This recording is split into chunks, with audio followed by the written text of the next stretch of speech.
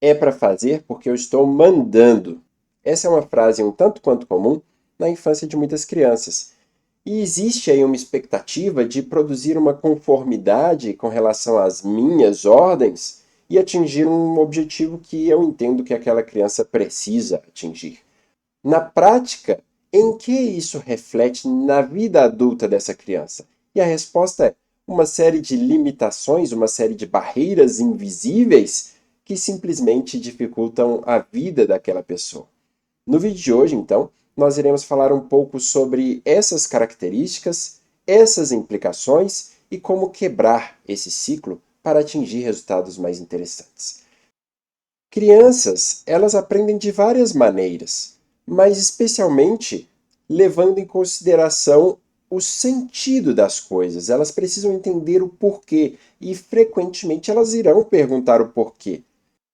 O sentido, então, o porquê, ele irá ser questionado e ele precisa ser dado. Não porque a criança é especial, porque ela é melhor do que os pais. O pai não precisa de sentir ferido em sua vaidade por ter que dar uma resposta deste porquê.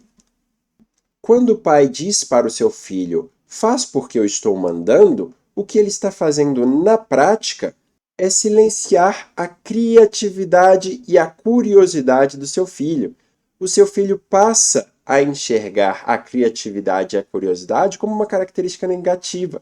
Eu perguntei o porquê, eu quis entender e eu tomei uma porrada na cabeça.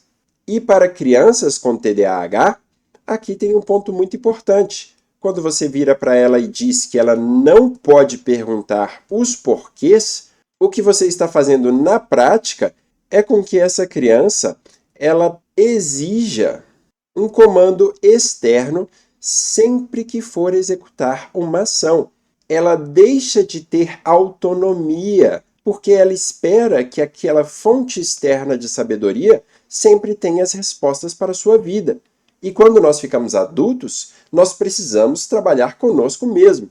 Não faz nenhum sentido os pais acharem negativo o filho que não sai de casa se eles simplesmente nunca deram autonomia para que essa criança chegasse às respostas de suas próprias questões.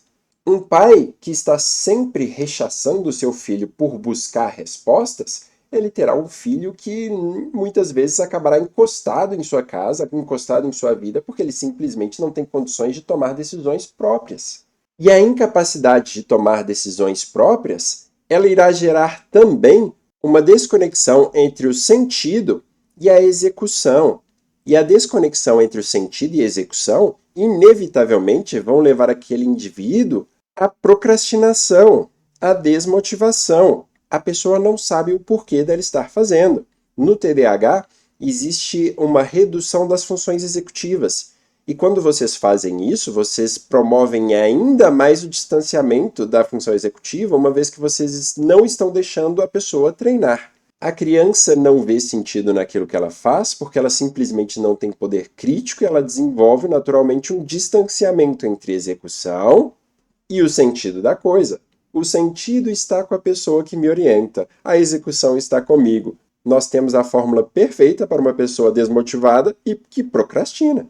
A função executiva, ela exige que o indivíduo ele entenda o porquê dele estar fazendo as coisas, o sentido dele estar fazendo as coisas. E eu sei que sim, crianças com TDAH podem ser desafiadoras, mas é importante ter clareza de que o esforço no curto prazo será relevante para que a criança se torne independente no longo prazo. E o longo prazo, pessoal, é muito mais longo do que o curto prazo. Então, minha sugestão é que vocês se esforcem agora.